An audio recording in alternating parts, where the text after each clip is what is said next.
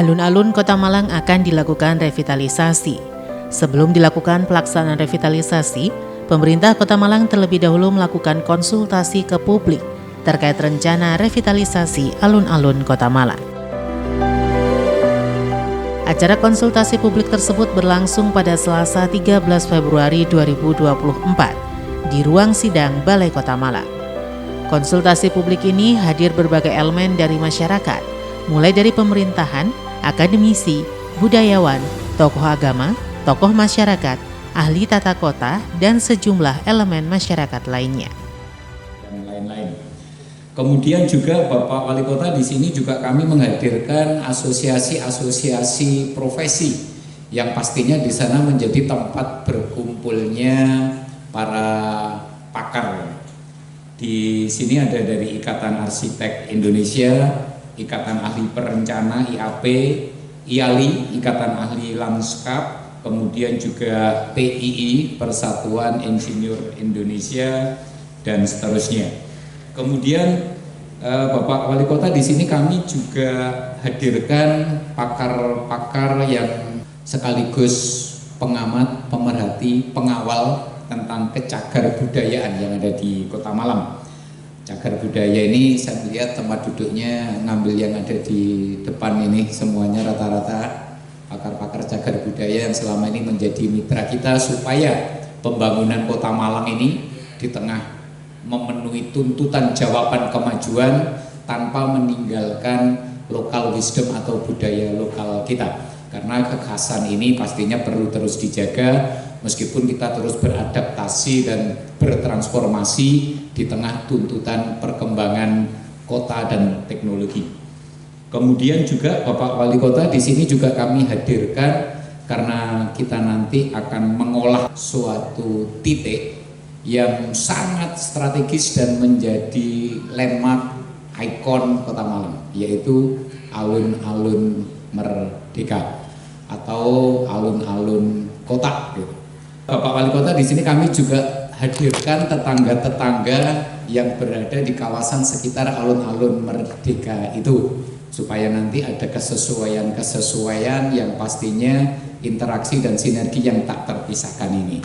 Karena itu terima kasih dari Kabupaten Malang itu sahabat saya Pak Nur, Pak Ferry, terima kasih kehadirannya.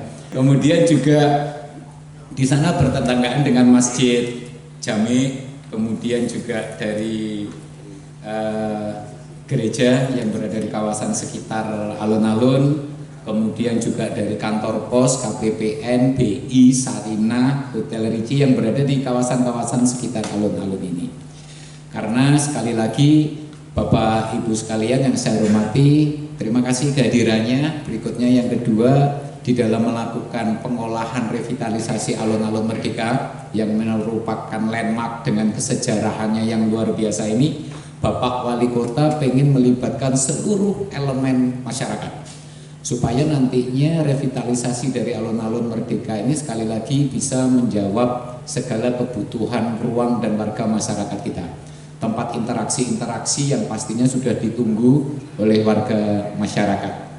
Karena itulah di sini kita hadirkan beragam elemen tadi untuk menjawab, memberikan saran masukan, ada dari sisi teknis dan yuridisnya. oleh perguruan tinggi dan asosiasi provinsi. Kemudian dari pakar cagar budaya, pemerhati, dan kemudian juga pastinya teman-teman yang lahir besar dan beraktivitas di Kota Malang ini secara filosofis, sosiologis, pasti semuanya punya ikatan-ikatan di sana. Jadi Bapak Wali Kota di dalam memberikan kebijakan-kebijakan pembangunan dan mengolah ruang kota juga memberikan satu sisi bagaimana supaya peran serta warga masyarakat ini terlibat. Karena itulah beliau menugaskan kepada saya untuk membuat event yang namanya konsultasi publik ini. Alhamdulillah kita panjatkan kehadirat Allah Subhanahu wa taala, Tuhan Yang Maha Esa, kita bertemu dalam rangka konsultasi publik revitalisasi alun-alun Merdeka.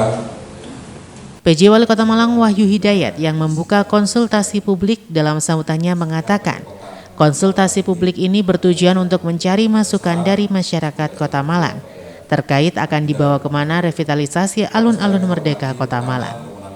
PJ Wali Kota Malang Wahyu Hidayat mengatakan, revitalisasi tersebut diinginkan adanya masukan dari masyarakat. Ia berharap dengan konsultasi publik nantinya dapat memunculkan konsep terkait pembangunan alun-alun Merdeka.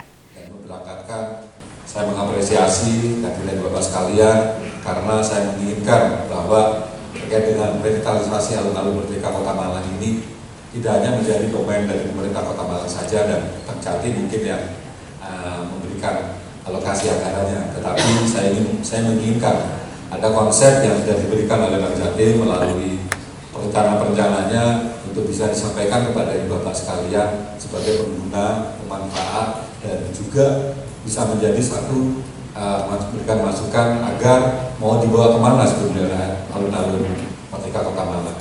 Apalagi Bapak sekalian tentu memahami terkait dengan historis dari alun-alun Merdeka Kota Malang, ya.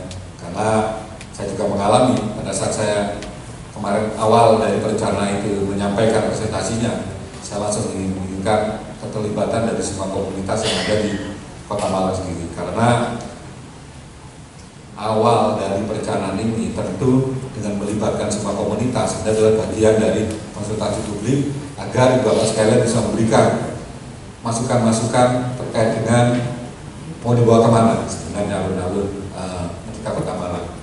Selain dengan pertimbangan historis, ya, karena tadi saya sampaikan saat saya kecil, saat saya di sana kalau mau buka puasa itu kalau nggak datang alun-alun dengarkan gelanggur begitu ya, nggak afdol. Berarti sepertinya belum buka. Setelah tahu ada gelanggur baru itu udah langsung buka udah ya saya kesana. Termasuk juga ada peninggalan-peninggalan yang ada di sana. Satu tempat kecil itu saya selalu baca buku di sana. Itu ada PT penyebar pengetahuan kalau nggak salah di pojok sebelah sana. Karena kenapa saya sering ke sana? Karena yang punya itu juga tetangga saya di Bareng sana. Dia tiap kali siang atau itu diajak ke sana untuk baca-baca gratis waktu itu. Jadi saya masih ingat, dan itu sepertinya tampaknya juga masih alami ya, belum berubah gitu. Saya diingatkan oleh Mas Imam, ini peninggalan ini foto ambil start clock ya yang ada di depan PLN. Nah itu tentu akan menjadi satu histori sendiri. Karena mungkin orang Malang asli yang datang ke sana, datang alun-alun sana, apabila tidak ada itu, intinya, nah ini dibuka alun-alun mana kan begitu. Nah ini harapannya nanti akan bisa melestarikan. Termasuk juga ini Bapak sekalian pada saat ngombe kemarin banyak komunitas-komunitas dan warga memberikan masukan terkait dengan ini tiap kali naik alun-alun mesti ada PKL yang diuber-uber, mesti ada PKL. Itu Pak Kasatpol PP juga ada di sini karena memang PKL itu kan sesuai dengan perda di pertama tidak boleh di taman itu ada jalan lalu itu ada PKL. Nah itu juga nanti akan dijadikan kita bersama agar dalam rangka merevitalisasi alun-alun Merdeka Kota Malang ini ada masukan secara komprehensif dari semua elemen dan nanti itu akan digodok oleh tim yang sudah dibentuk oleh dari Bank Jatim dan juga dibentuk oleh kami dari Pemerintah Kota Malang untuk bisa nanti memberikan satu masukan-masukan yang kita sudah rekapitulasi dari semua keinginan dari Ibu Bapak sekalian. Kita juga harus melihat bahwa alun-alun Kota Malang ini tidak hanya sebagai ikon, tapi ada pertimbangan-pertimbangan tertentu. Kemudian ada kebijakan yang akan memberikan satu arahan terkait dengan alun-alun Kota Malang ini. Ya, selain nanti memang ada historis, ya, karena kebetulan kami melihat bahwa ada satu kesatuan antara Kayu Tangan Heritage, alun-alun Bunda, kemudian juga dengan adanya alun-alun Merdeka, ada Masjid Jamek, ada gereja, plus ada pendopo Kabupaten Malang. Nanti ini Bapak sekarang pasti akan bisa melihat. Kita kan tidak akan bisa melihat bahwa karena memang oh iya ini adalah milik pemerintah Kota Malang, kemudian pendopo milik Kabupaten Malang, masa akan di sini tidak? Itu kita harapkan akan menjadi satu kesatuan, akan ada sinergi yang baik, ada hubungan fungsional yang baik terkait dengan apabila alun-alun ada di sana. Karena nanti yang akan menikmati alun-alun tidak hanya di sekitar Kota Malang, pengguna gedung yang dari Kota Malang saja, tetapi juga warga-warga yang lain. Dan kesatuan heritage ini sebenarnya kemarin kalau saya bisa mengambil dari cerita dari orang-orang yang menulis terkait dengan kesejarahan mengenai Kota Malang, satu kesatuan antara baik Kayu Tangan, pendopo, pecinan, kemudian yang lain-lain itu menjadi satu kesatuan. Nah, harapannya dalam rangka manifestasi alun-alun ini bisa memberikan satu ekspresi yang benar agar satu kesatuan ini akan bisa menjadikan suatu kawasan yang memang akan menjadi banggaan dari masyarakat Kota Malang. Bapak sekalian yang saya hormati, kami harapkan nanti dalam kegiatan ini yang menghadirkan seluruh pemangku kepentingan mulai dari rapat pemerintah, perguruan tinggi, asosiasi profesi, kemudian pemerintah sekap, para ahli cagar budaya dan berbagai pihak terkait untuk berpartisipasi dalam merancang masa depan alun-alun Malang, Kota Malang ini. Kemudian saya yakin dengan partisipasi aktif dari seluruh elemen masyarakat dalam setiap tahap proses revitalisasi ini akan menghasilkan desain yang terbaik. Selain itu melalui kolaborasi yang solid dan kerja keras bersama, saya yakin kita dapat mewujudkan visi bersama untuk menjadikan alun-alun Merdeka sebagai pusat kegiatan yang brilian, menyenangkan dan inspiratif, serta menjadi ruang publik kebanggaan seluruh. PJ Wali Kota juga mengaku untuk revitalisasi alun-alun juga tidak akan menghilangkan estetika alun-alun sendiri. Terima kasih atas perhatiannya dan mohon maaf apabila ada yang kurang berkenan. Selanjutnya dengan mohon bimbingan ilahi rohani serta mengucap Bismillahirrahmanirrahim. Hari ini Selasa Kliwon tanggal 13 Februari 2024, konsultasi publik revitalisasi alun-alun Merdeka secara resmi saya nyatakan dibuka dan dimulai.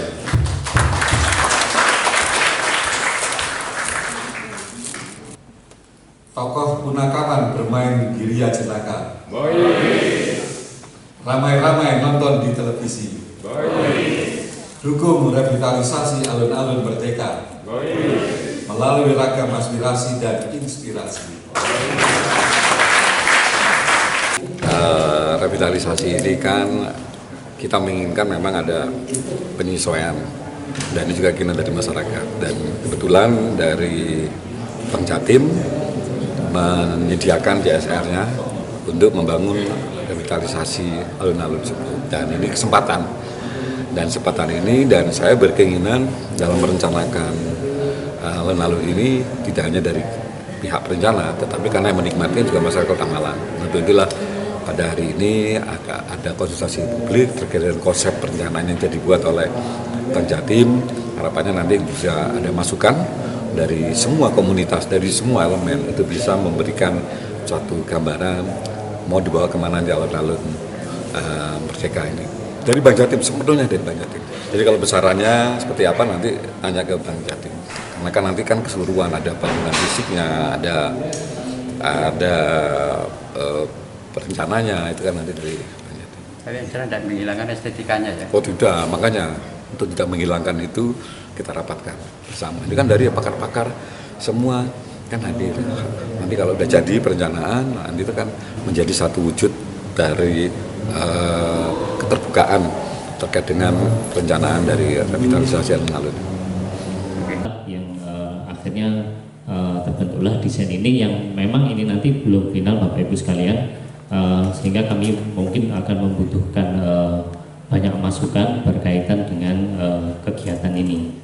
Sementara, usai pembukaan oleh PJ Wali Kota Malang, kemudian dilanjutkan dengan presentasi desain alun-alun Kota Malang yang akan direvitalisasi. Panjang lebar disampaikan oleh Bapak Wali bahwa secara histori itu tadi sudah banyak disampaikan, tapi kami coba melihat, bisa ditampilkan Mas?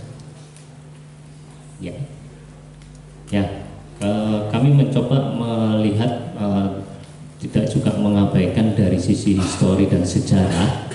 Cuman kami melihat alun-alun Merdeka ini cukup unik gitu ya. Karena kalau kita lihat secara tipologi dari berbagai alun-alun, karena kita lihat alun-alun sendiri sebenarnya menjadi ciri khas taman publik yang ada di Jawa ya. Nah, ruang publik yang ada di Jawa. Sehingga kalau kita lihat sebenarnya secara tipologi alun-alun yang paling kita bisa lihat bersama, mungkin ini juga sudah banyak di literasi dan beberapa sumber yang lain, bahwa biasanya ada pusat pemerintahan atau kekuasaan di sebelah utara maupun di sebelah selatan. Nah ini kalau kita lihat sendiri sebenarnya alun-alun Merdeka ini unik dan spesial. Karena kalau kita lihat posisi posisi pusat pemerintahannya atau kita lihat pendopo itu ada di sebelah timur dan itu menghadapnya ke selatan. Meskipun kalau kita tahu sendiri di sejarah juga ada pusat pemerintahan yang berupa kantor residen yang sekarang juga menjadi KPPN itu ada di selatan. Nah ini yang menjadikan kami ini sebagai data dasar yang sebenarnya tidak bisa kami abaikan, sehingga ini menjadi salah satu bagian sumber data yang kami ambil seperti itu.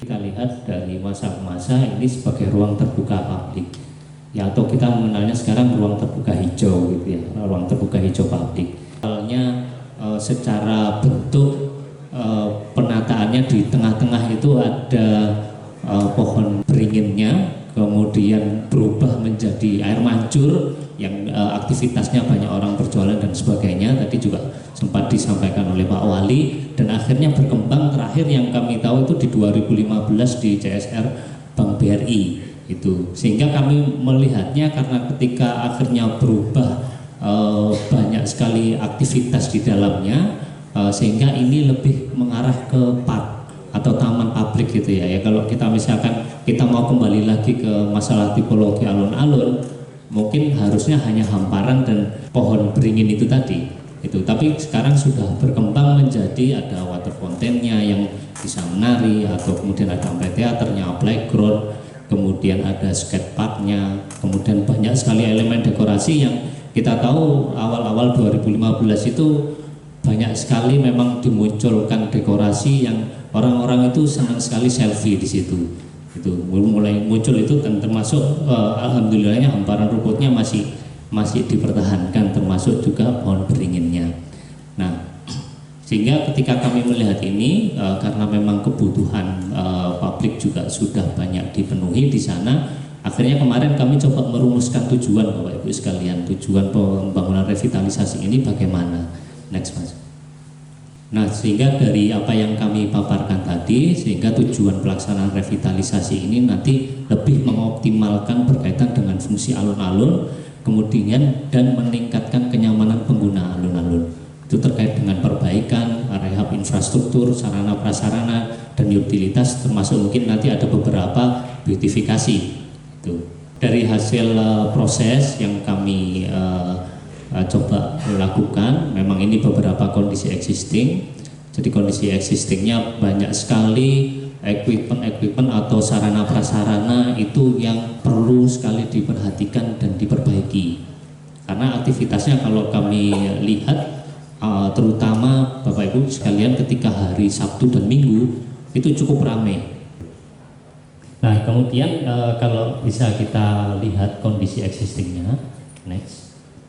Nah ini antusiasnya begitu luar biasa Bapak Ibu sekalian, ketika kita mencoba melakukan survei di sana sangat ramai. orang-orang itu menjadi rujukan utama yang punya anak kecil, Bapak Ibu sekalian. Jadi mereka lebih banyak bermain ke sana. Tapi kami melihatnya cukup prihatin karena banyak sekali equipmentnya yang sudah tidak layak. Gitu. Dan saya juga melihat beberapa artikel itu membahas bahwa di sana itu ada kegiatan-kegiatan pameran gitu. Sehingga ini sebenarnya kalau kita lihat, ini ada amphitheater dan sebagainya, kemarin juga ada beberapa masukan dan atensi bahwa bagaimana kalau ini nanti juga dimanfaatkan untuk kegiatan budaya atau kegiatan yang bisa istilahnya seperti ada performnya gitu di area ini. Nah, nanti kami akan juga sampaikan. Kemudian, nah ini yang lagi viral Bapak Ibu sekalian berkaitan dengan lampu. Kami tahu ini banyak pro kontranya, tapi ketika kondisi existing saat ini sudah ada lampu ini di sebelah timur dan barat, sudah dipasang di sebelah timur dan barat.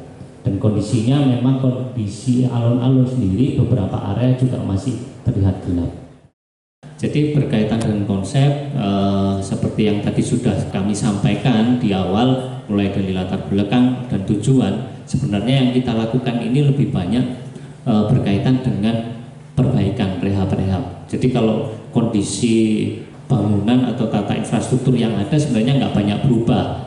Jadi kita hanya menyentuh banyak perbaikannya, karena memang kalau memang benar-benar dicek di lapangan itu banyak sekali yang harus diperbaiki. Itu. Sehingga ini ada beberapa item dari hasil analisis kami. Jadi ada penambahan perbaikan lampu dekorasi lighting. Nanti mungkin karena kami berpikirnya berkaitan dengan lampu tadi sudah ada di timur dan barat, kemudian coba kami imbangkan di utara dan selatan. Tapi nanti bisa memberi kami masukan berkaitan dengan itu. Kemudian ada rehab air mancur. Kemudian termasuk penambahan area Plaza Saf di sebelah barat, itu nanti di atas mengganti material aspal. Ini kemarin hasil diskusi bersama Bapak Ibu sekalian, sehingga nanti mungkin juga butuh masukan berkaitan dengan hal ini, karena kami juga melihat bahwa kebutuhan perbaikan di dalam juga masih banyak. Itu. Kemudian perluasan area playground, kita lihat tadi seperti itu antusiasnya. Kemudian penambahan area outdoor gym itu kami geser Bapak Ibu sekalian ke sebelah timurnya, karena memang kreditnya kondisi playground ketika hari Sabtu dan Minggu, utamanya seperti itu. Masuk rehab bangunan pojok, rehab kursi-kursi yang ada, perbaikan penanaman rumput, pengecatan ke area luar, dan penambahan papan dekorasi informasi publik.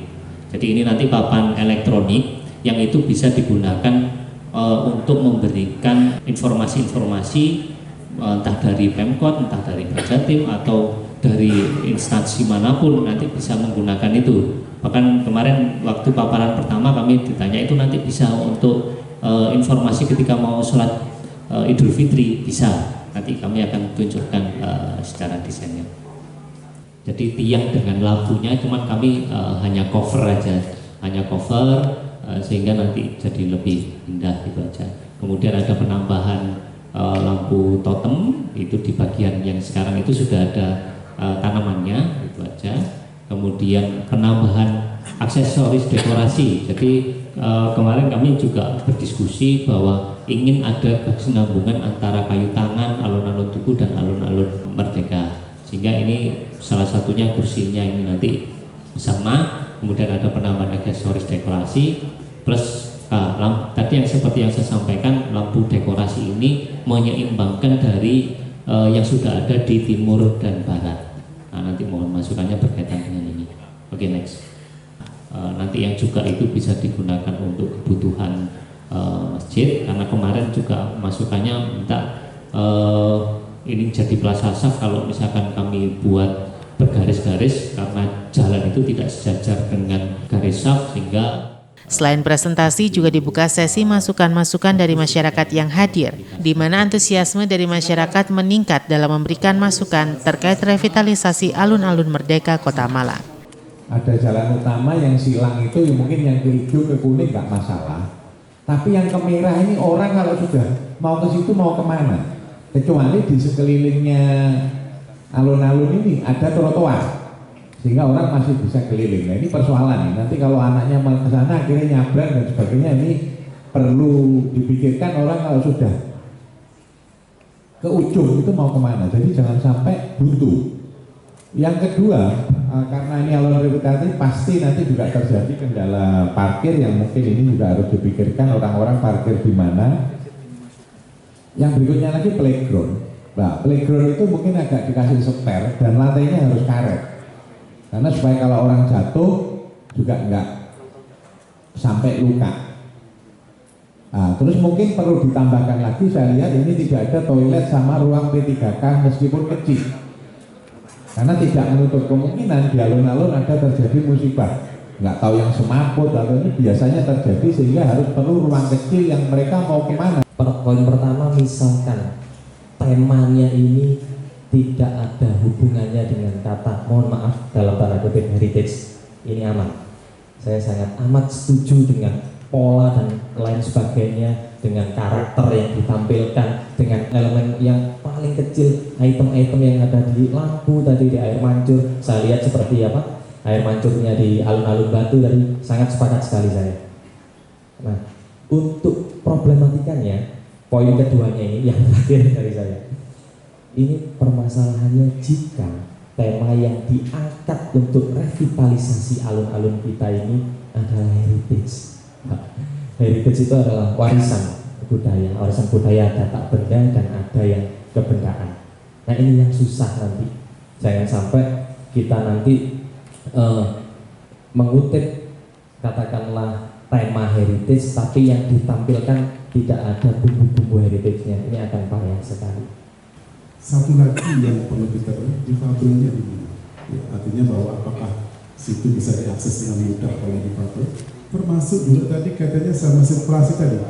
Seberapa tadi supaya begitu tahu sirkulasi di mana ramai di mana sepi, ada analisa di situ, keluarlah sebuah penyelesaian. Sehingga gimana sih kalau pada saat harus nyebrang di sirkulasi yang begitu padat, apa yang harus kita lakukan secara setelah bisa ya? Artinya mestinya keluar di situ sehingga seperti tadi Bapak dari awal disampaikan bahwa alun-alun akan menjadi sebuah satu kesatuan dan dengan kewenangan dan sebagainya dan kawasannya, dan juga kita sadar bahwa nanti akan ada parkir umum di sekelilingnya. Artinya bisa jadi akses utamanya tidak hanya lewat sekarang di Indonesia di depannya masjid, tapi bisa jadi dari Sarina ataupun dari Ramayana pejalan kaki lewat situ. Sehingga di situ perlu diselesaikan juga. Saya nggak tahu ini apakah memang anggaran dari badan khusus untuk di alun-alunnya ataukah sedikit kawasannya, karena gimana pun begitu kita bilang merevitalisasi, maka bagaimana kita menciptakan sebuah ruang terbuka yang aman tadi. Bagi kami secara umum ada hal-hal yang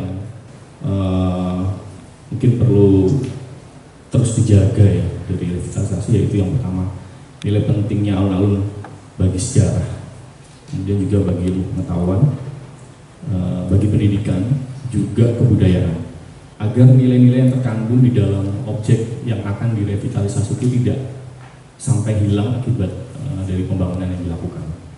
Dan kami juga terus berharap agar ruang-ruang kota yang ada di Kota Malang, pembangunannya bisa terus semakin baik, kemudian bisa berakar kepada nilai lokal, sejarah, budaya, dan lingkungan setempat. Mengkristalkan beragam masukan yang dari, dan nanti akan ada kesempatan kita mempresentasikan lagi hasil-hasil diskusi kita siang ini seperti apa. Simon Alfredo melaporkan.